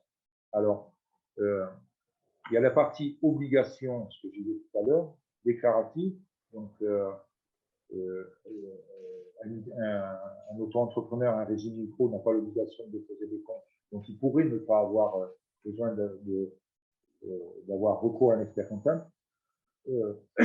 Par contre, il y a quand même une chose qui est impérative. Quand on est en régime micro ou en tant qu'entrepreneur, il faut quand même, entre guillemets, tenir ses comptes. C'est faire la gestion de son entreprise. Il faut savoir où on va. Et pour ça, eh ben, il y a quand même, je dirais, quasiment une seule solution, c'est quand même de faire la compta. C'est-à-dire de rentrer son chiffre d'affaires tous les jours, ses dépenses, etc. Même s'il n'y a pas l'obligation d'établir, de déposer une aide fiscale à la clôture de l'exercice.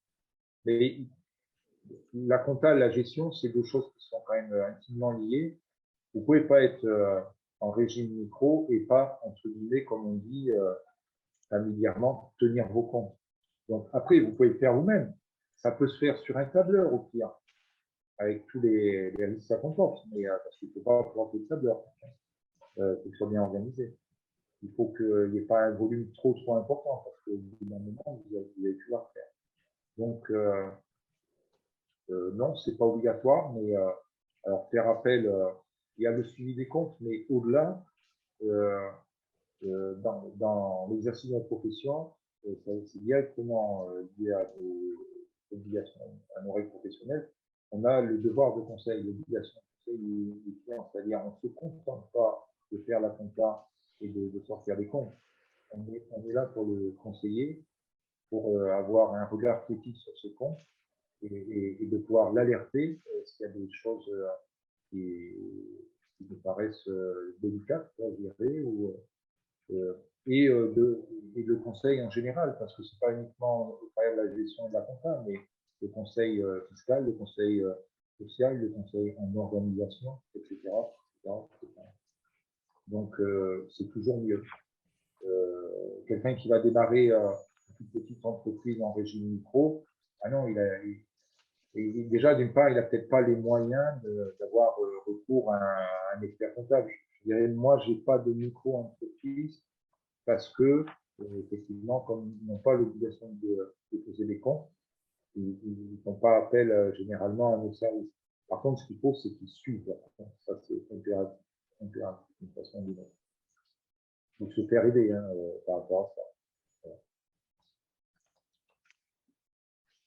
Merci beaucoup, Monsieur Lisée, pour vos réponses aux questions. Et je vais confirmer ce que vous êtes en train de dire et donner un cas précis. J'avais un entrepreneur qui est en micro-entreprise et qui n'avait pas de suivi comptable et qui ne le faisait même pas lui-même. Et arrivé à un moment de développement de son entreprise, donc il voulait acheter acheter une machine justement pour commencer une nouvelle activité. Et du coup, cette machine qui est à un prix onéreux, il devait donc mobiliser des leviers de financement. Et le premier document qu'on lui a demandé, c'était le bilan de l'entreprise. Et il n'était pas en mesure de fournir ce document puisqu'il n'avait pas de suivi comptable et que lui-même ne tenait pas une comptabilité régulière. Donc, certes, ce n'est pas une obligation, mais quand on est, on est dans une dynamique entrepreneuriale, il ne faut pas uniquement penser pour le jour J, il faut penser justement à moyen terme, mais également à long terme, et penser justement à voilà, notre but final qui est peut-être d'avoir une très grosse entreprise. Donc voilà, et cette très grosse entreprise va devoir passer par des phases de développement. Et quand on parle de phase de développement, on va parler de phase d'investissement.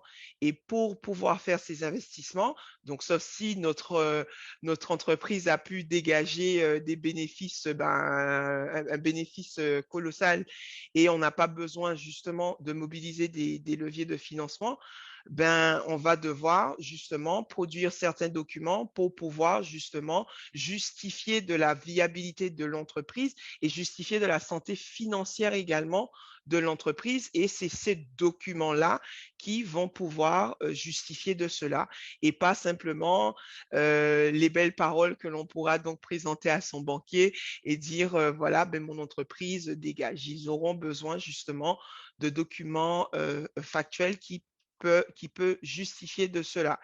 Et aussi, Monsieur Élysée l'a précisé tout à l'heure, pour ouvrir un compte bancaire professionnel, il vous est demandé à un minimum un prévisionnel financier. Voilà. Et bien entendu, ce prévisionnel va être scruté scrupuleusement par le professionnel bancaire.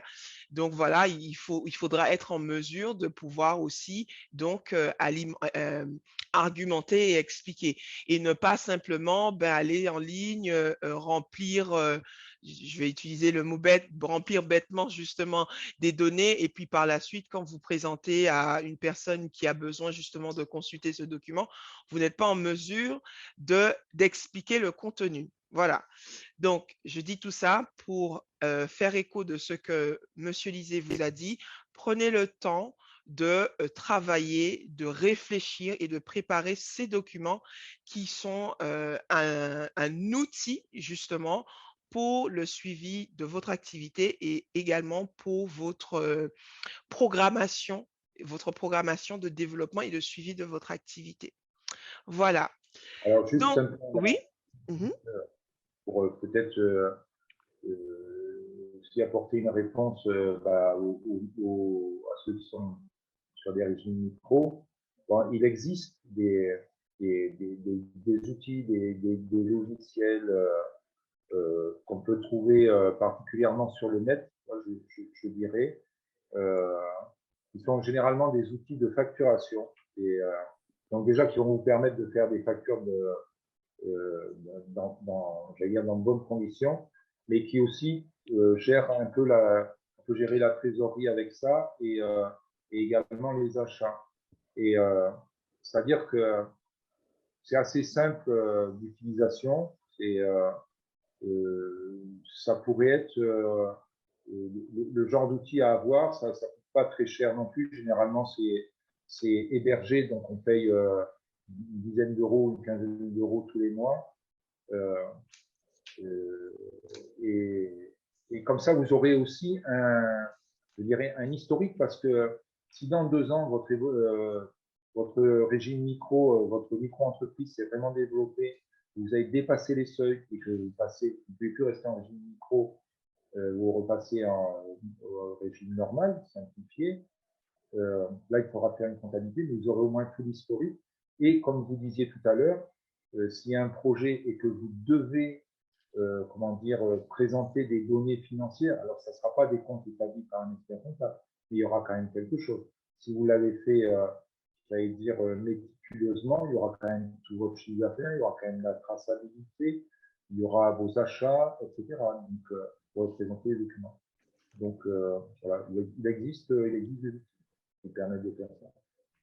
D'accord. Merci beaucoup, Monsieur Lisée, pour ce complément d'information.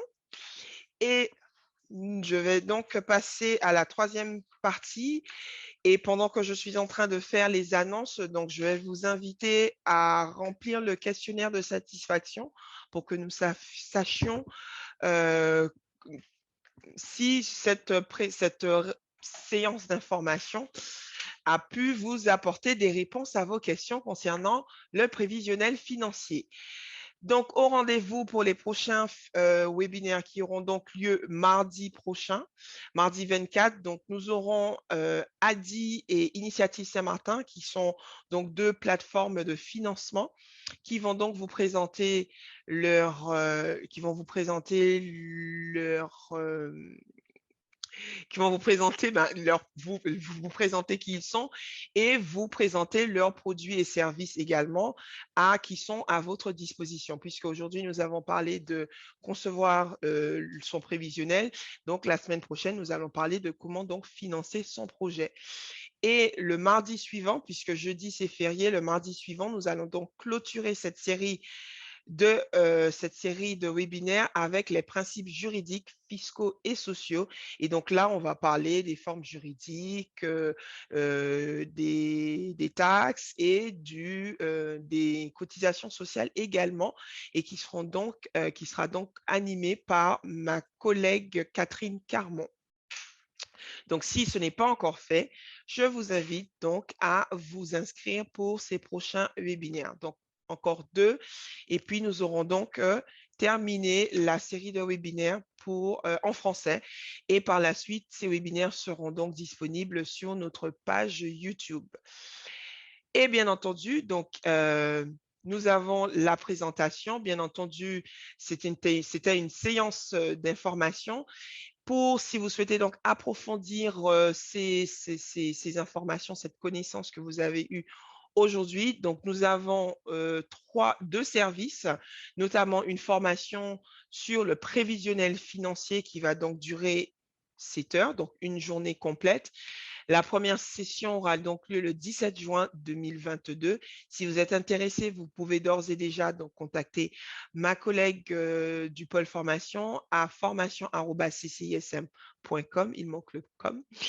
Et puis, nous aurons un atelier intitulé Je construis mon prévisionnel financier, donc qui va durer 3 heures, qui sera animé par Monsieur Lisée lui-même, et ça aura donc lieu le 21 juin 2022. Et si vous êtes intéressé à participer à cet atelier, je vous ai donc mis dans le chat le lien d'inscription pour tous les ateliers. Donc, vous avez tous les ateliers que j'ai précisés lors des précédents webinaires. Vous avez donc les liens et vous pouvez donc vous inscrire pour participer. Donc, le but des ateliers, donc, c'est vraiment, ce sont des cas pratiques où là, vous allez vraiment travailler sur votre prévisionnel financier. Par contre, lisez bien les supports visuels puisqu'il y a des prérequis qui sont demandés, puisque comme vous avez pu le voir, construire son prévisionnel demande énormément de travail. On ne pourra pas le faire en 3 heures, mais au moins vous aurez les bases pour au moins construire un croquis de votre prévisionnel et donc repartir avec des bases un peu plus solides pour continuer à travailler sur votre prévisionnel financier. Donc, prenez le temps de bien lire les prérequis qui sont sur les supports.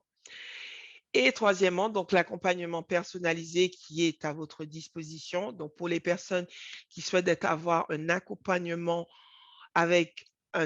personnalisé avec un conseiller. Donc, ce service est à votre disposition pour un coût de 220 €. Et si vous êtes intéressé, donc, vous pouvez d'ores et déjà nous envoyer un mail pour solliciter cet accompagnement personnalisé. Et donc, ceci donc, va clore notre webinaire ce soir. Au nom de la CCI, je tiens à remercier Monsieur Lisée d'avoir accepté notre invitation à être notre intervenant ce soir, qui est présent avec nous depuis la Martinique. Voilà, nous vous remercions et nous remercions bien entendu l'ensemble des participants présents ce soir et qui continuent à nous suivre, à suivre la série en tout cas du parcours du créateur. Et donc j'espère en tout cas que cette séance a su répondre à vos interrogations et a su donc vous donner un peu plus d'éléments pour construire votre prévisionnel et avancer dans votre aventure entrepreneuriale. Voilà. Donc, nous avons eu une longue semaine, voilà, une journée un peu compliquée avec cette coupure générale d'eau. Monsieur Lisée, vous ne souffrez pas comme nous, voilà, puisque vous n'avez Non, pas, mais bon, voilà, vous avec compatissez. bonjour, merci. Voilà. Donc, je souhaite à tout le monde une bonne soirée et je vous dis donc à mardi prochain. Et je vous souhaite une bonne fin de semaine et un bon week-end. Reposez-vous bien et à mardi prochain. Merci. Merci beaucoup et bonne chance à tous les porteurs de projets et bonne réussite, tous mes bonnes réussites. Merci à vous.